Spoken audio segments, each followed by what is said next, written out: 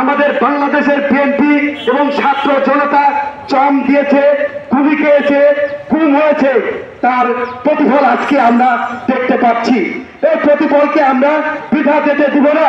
Fascist সরকার শেখ হাসিনাকে বাংলাদেশ থেকে বিতাড়িত করার জন্য আমরা ছাত্র জনতা বিএনপি মরিয়া হয়ে লেগেছিলাম এবং তাকে বাংলাদেশ থেকে বিতাড়িত করতে সক্ষম হয়েছি।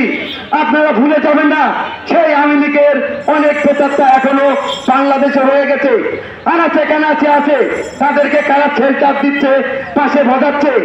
যাই সেই ফ্যাসিস্ট আপনার পাশে দাঁড় করিয়েছেন, সেই আপনাকে ধরিয়ে দিবে, সেই আপনাকে লাঠি মারবে।